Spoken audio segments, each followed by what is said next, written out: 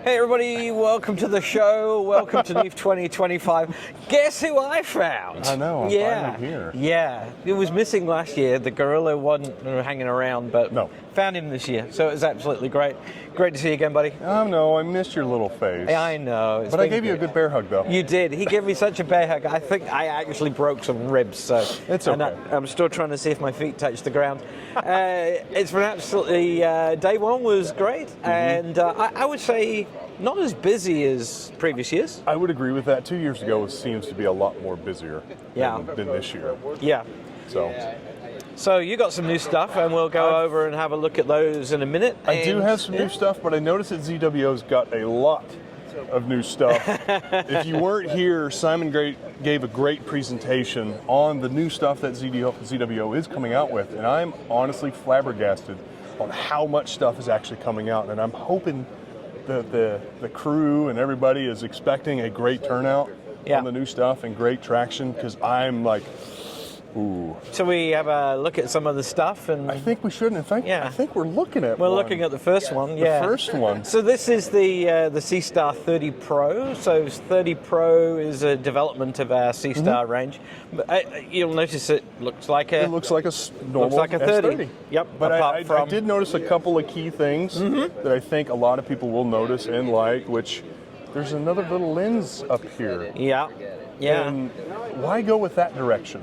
Well, C-Star 30 is slightly different from the 50 in that it has a scenery mode, so that's great for looking at birds and animals. I've seen people using planes, aircraft. So great for terrestrial type viewing. Yeah, perfect. But the 30 Pro is going to be slightly different, because in the 30 we weren't able to do nighttime photography with it. Okay. But we're changing the sensor, so the wide field one will be an IMX 586. Okay. And that'll be capable of doing Milky Way and star trails. Wow. So, and we're going to update the app as well, so it's going to be nice and easy, because the idea of C-Star is basically make it easy for beginners. It's an easy one. Yeah. It's an easy, everybody can get it out of the box, push a button and go. Yeah. Now, is there filters or anything in here that everybody needs to be aware of? Absolutely. So C-Star 30, in fact all the C-Stars have basically 3 filters. There's a dark filter inside there for calibration. So we're always calibrating depending on the temperature of the unit. Then we've got UV-IR, which is in there for normal broadband imaging. And then there's a little, in the corner of the app, there's a little filter button called LP. Oh, got a little L Pro in there. Light pollution. It says light pollution, but actually what it is actually a dual band filter. Okay. So it's an HAO3 filter, so we can actually use that for narrowband imaging. So that's good I had a guy in here yesterday. He actually lives in Manhattan. That's a Portal 9. Yeah. And I was saying to him yesterday, I'm scared, I don't think I've ever seen a Portal 9. Yeah. And he was showing me some shots using his C-Star in downtown Manhattan, and it was impressive. It was really good. Excellent. Just by using that sort of dual band filter. Now, does it come with a tripod like the rest of the C-Stars natively, or does it come with this Benro? Yeah, so it comes, no, it doesn't come with this very, very nice Benro. We'll talk about that in a second. It comes with a little tabletop tripod like the S50. Yeah. It's actually a shorter, squatter unit. Okay, so it's kind of like... Yeah, so we've got the... there you go. It's like this one right here. Yep, there's one. Little tabletop tripod, and then we've got the bigger... the bigger brother. Carbon fiber tripod. So the Benro is actually set up here, and you'll notice it's at a German equatorial style, if you will. Yeah, because a few weeks ago we released EQ mode, and what we've done is basically allowed C-Star to now act as an equatorial mount. Nice. So there's a couple of ways that you do that. We're using this C-Star hydraulic head, and this will be a new part that we're bringing out. Ooh. It's a new accessory, so you'll be able to buy that in the next month or so. Nice. And inside the C-Star, if you recall, there's a gyro and there's an inclinometer. So what we've done is we've set the app up so we can use the inclinometer to actually set your altitude, your latitude. Yep. And then from there, what it'll do is you can press the button to get your polar alignment, and what it'll do, it'll take 3 shots of the night sky and then report what the error is, and then you can move the tripod up, down, left, So and you right. are making it a ton easier for everybody. We want to make it easier. We don't want to make it hard. You know what? I mean, you and I have spent hours playing. Well, you keep jabbing me. It's like I never get to go out and do the United States stuff. You always keep jabbing me, which he's good at it. He's very good at it. Yeah, we need to get you back. I know. Get your mojo back. I'm behind the scenes. You should I'm buy a cheerleader. You should buy a Sea Star and get out. Here we go. Yeah. Here we go. So the equatorial mode is a new one, and back to the 30 Pro. So yeah, we're going to change the sensor in the wide field to do star trails, Milky Way, but also changing the main optics as well. What's the main optic? So the main optics at the moment is a 3-element. We're going to a 4-element. Nice. So that will give us a flatter field, sharper stars. Any of them going to be ED coded? Or? Yeah, we've got one ED element in there as well. So it's an ED Pro then? Yeah. Nice. And the other part of that is we're also changing the sensor as well. And then the 585? No, we're going with a 585 on that, and that's been really popular camera. It has been. I've noticed. Yeah, but it's really good. I mean, it's. I don't know yet. Yeah, I haven't got one. Oh dear, should get out there. The 585 is real high sensitivity, high frame rate as well. So if you like doing lunar imaging, solar imaging, they're really good. Plus, it's also really, really good for deep sky. Very low noise. So now I'm going to have to get a 585. Yeah. But I've noticed that you guys are changing the 585 as well. Yeah. We'll have to definitely talk about that. Yeah, we'll talk about that in a second. So the other last thing on the C-Star 30 before we head off is that we're obviously with all of that better sensors, you're going to need some more memory. So we're going to upgrade the storage. Oh, what did we upgrade it to? So we've upgraded to 256 gigs from 64 gigs. And it was very funny, actually, sitting last night on reading some of the Facebook comments of, is this real? Is it really existing? It's kind of like the CIA. It's the mythical thing. It's mythical. It's real.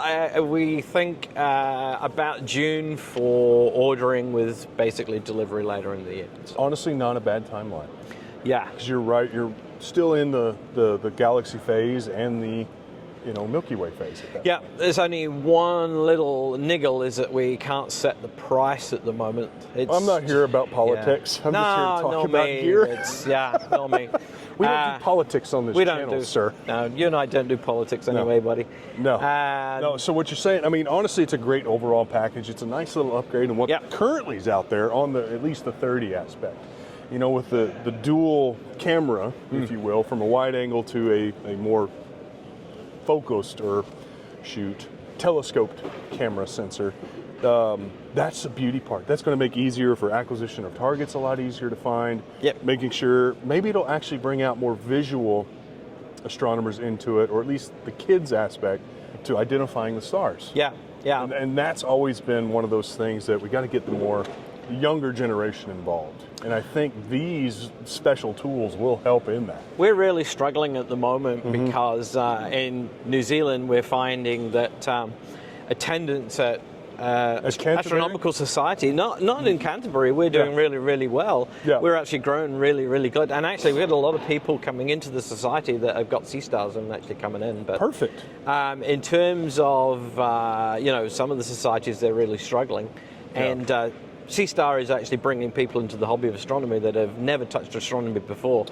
ASIA was great because it brought people into astrophotography that did astronomy, but this is going another whole new level. It's giving the easier button for people that are kind of scared to make the big jump into the bigger stuff. It's a little bit easier of a pill to swallow, if you will, as far as money. Even though money may eventually go up. Eventually, but I don't think that will really deter people from getting into a hobby. No, and I think it's still sort of entry level sort of. I mean, honestly, price. what hobby is not expensive? True. Buy those golf clubs and see where they get you. Or a boat. Or a boat, yeah.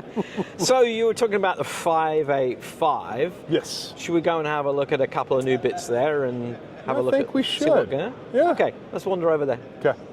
So now we're back, and this is what you guys originally came out with, was the 585. Well, we originally started with one of these the pancake version. The little planetary camera versions. And now you've updated it with cooling sensor. But this isn't the latest one that you came out here at NEAF. No. So I'm going to give that back to you. Although there is a little surprise in that we're now doing a monochrome version of the 585 as well. Ooh, so you're yeah, sneaky. and that with the high frame rate will be and cool, be really really good for solar imaging. So That would be good for solar imaging. I think there'll be quite a lot of people that will want one of these. But I think people would be potentially more interested in one of these. More than likely, I think. Now, does this have a guide chip in it as well? Yeah. So it's a complete in-house unit, ASI air, guide, and main? Yes, all in one go. So Is there a mono on this one yet? Not yet, but I suspect if they sell well, definitely we'll be looking at that. Well, can you go over a little bit of the features on this? I'm assuming it's the same as a standard 585 with a little bit of tweaks? Yeah. So the air cameras, they're an interesting concept. So basically you've got the main sensor, which is a 585. Yep. You've got the SC220 guide chip in there as well. Okay. So you can actually do guiding, on-axis guiding. So instead of having a guide scope or an off-axis guider, the chip is on the same axis. So you can lighten the main image camera. train. Yeah, Quite and a bit. also it's very, very accurate guidings as well. So because you're guiding at about the full focal length. Okay. Then the other piece in there that we've got basically is an ASI air in the back end, and most of the features are probably the Mini. There's the kind of power of a Mini versus the full, the full 256G ASI Now, air. storage, is it still the eMMC? Yep, exactly the 256 same. or Yep, 32? exactly the same way. Perfect. 256. You'll notice this is in this the sort of 4/3 body, so it's a slightly narrower diameter. But to accommodate that, you've only got two power outlet, two power ports. So one will be in and one will be out. Yep. But there's a USB hub on there, so you can connect in things like filter wheels, for example. I like the fact that you have a Type-C, I'm assuming for data transfer? Data transfer, so you can get access to the eMMC storage for files and also things like guide logs. And you got your so you got 4 ports of USB 2s. Yep. Perfect. Yep. So nice and compact. So if you were building a very, very small, compact rig. The travel rig. That would be And then you got your normal focus knob for the guide scope. Yep. This is awesome, and it's no bigger than my hand. And absolutely awesome value, because the 585 really punches well above its weight. So with the 585, the guider, and the ASI air in there, it makes a really nice, compact, lightweight rig, and at a good price. Oh, I'm jealous. all these fancy toys. Yeah. Shall I also show you the other little update to the airs? Oh, it's right. Now I remember seeing this one before. But you've made one change to it. We do. So when we bought the air cameras out, one of the things that we were really, really interested in was, we obviously got the color one, but there was a huge amount of interest in when are we getting a monochrome version. Of course. Okay. So now cheeky people. 2600 Air goes mono. So exactly the same, all the same feature specs. The slight difference is on the bigger APS-C cameras. I see that there's more ports. Yeah, there's more for DC heaters? ports. No, you could use them for dew heaters. You could use them for any accessories, actually. Okay. One is in, and the other two are just 12 volts out, so you could use them for anything. Okay.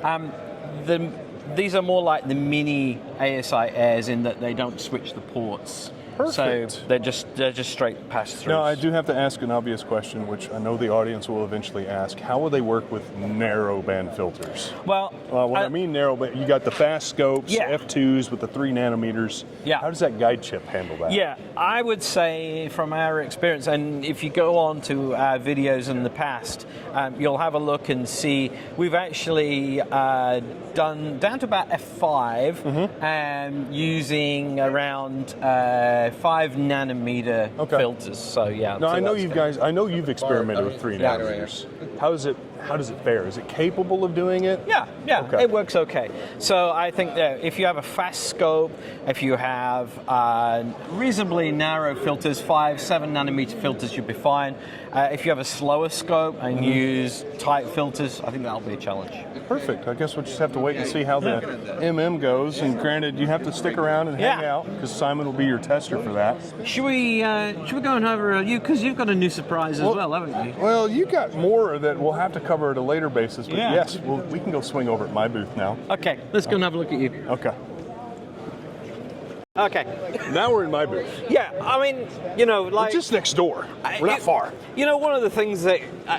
there was a comment previous years, is they love the fact that we go and, you know, talk about each other's projects, even though, you know, you guys work, you know, Explore Scientific. We work in tandem with each other. Yeah, and that was my point as well, is that, you know, people use your telescopes and put cameras on there, and we've helped you, you know, along the way to solve some problems. Of course. And, you know, help you with some development too. So it's great. So it's a beautiful thing.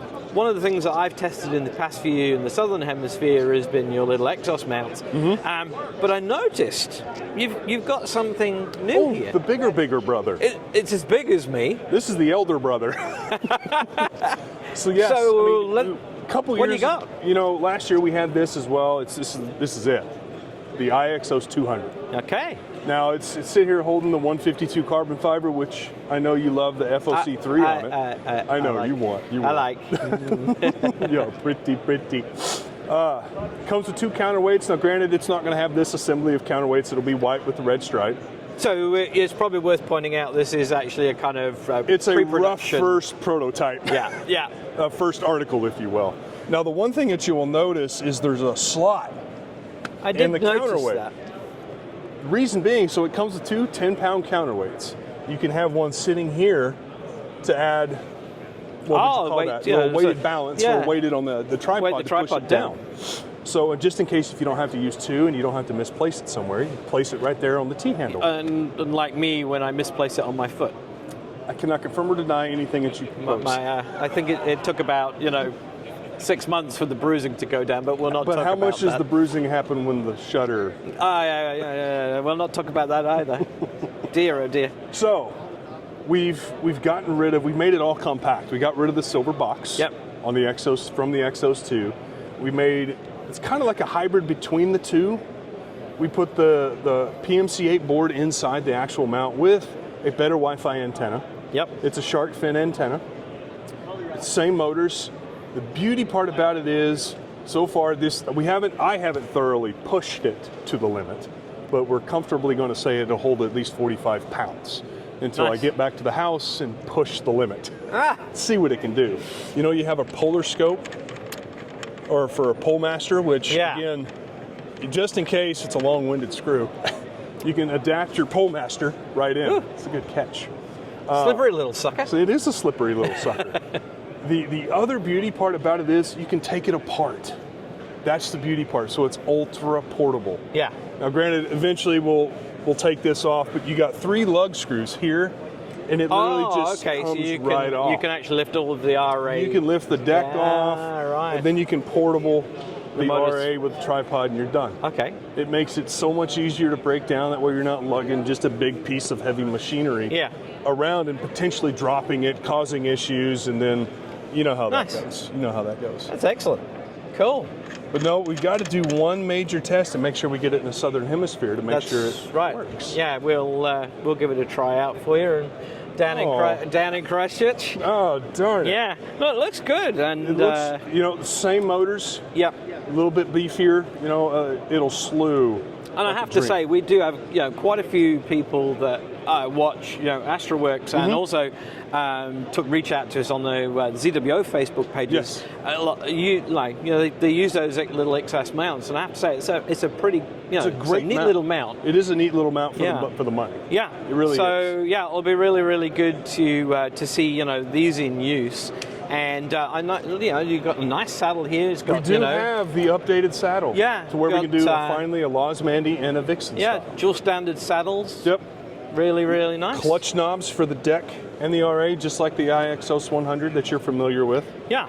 You know, it is definitely a more robust. I have to say, I like all the little levels over it. You know, I incorporated more bubble levels. Yeah, I think bubble levels actually for tripods and mounts, particularly where you've got clutches. I think that's a really nice, Easier to make sure you're nice and flat. Yeah, that's the beauty part. I like this tripod. It's almost as tall as me. It is as tall as you. Yeah, although most things are, as you know. It's okay. My little Oompa Loompa. And I really, you know, I'm a big lover of the ES carbon fiber tubes, and of course you've got your nice heavy duty focuser on there, which I absolutely love. And, why do you like it so much? Well, I like it because we were part of that team that helped you put that together. But we helped develop it between you and yeah, me.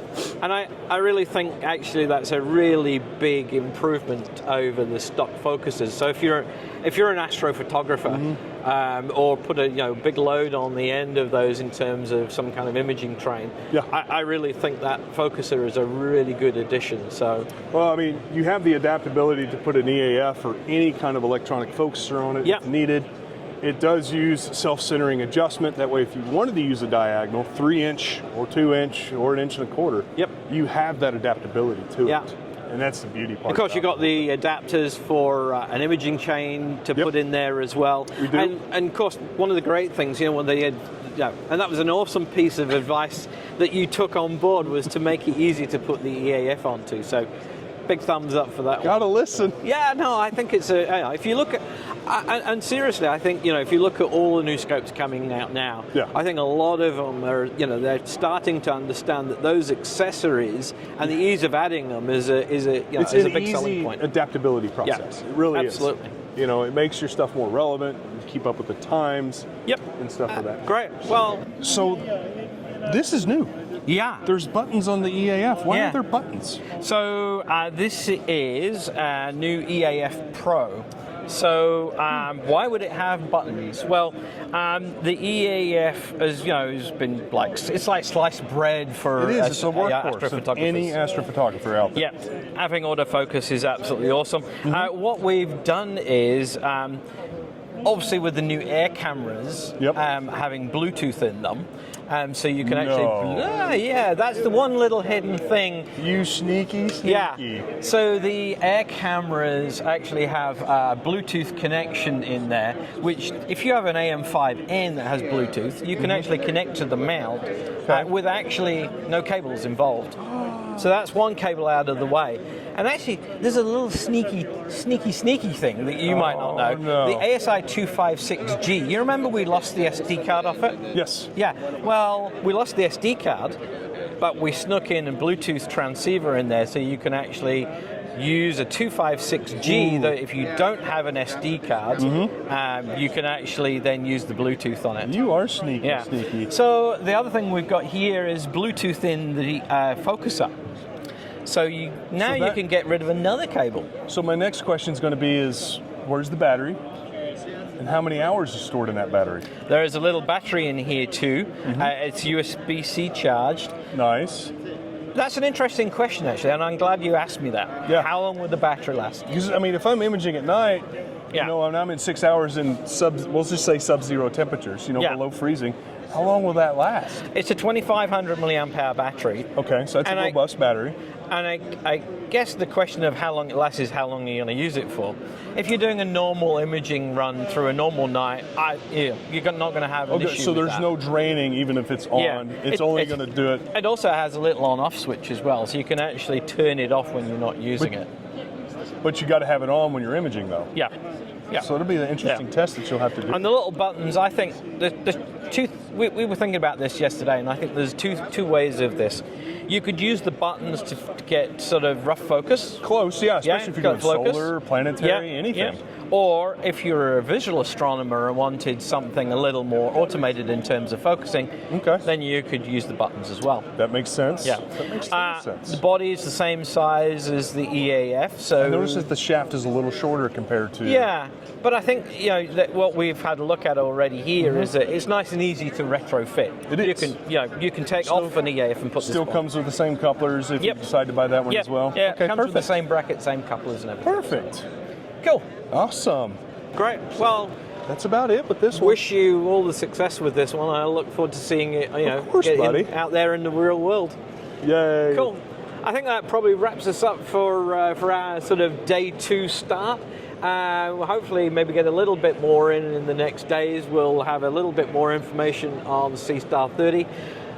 Good to see you, buddy. I know you're only here for not hanging around for NEAF, which is a shame. No, they don't need me here. But they just need me for all the heavy lifting. Good to see you, and look forward to seeing you next year. Shame it's only once a year. You've got to come down to New Zealand. I may make it apparent this year. Excellent. Cool. All right, buddy. Take care. Take it easy. Yep. Thanks, everybody.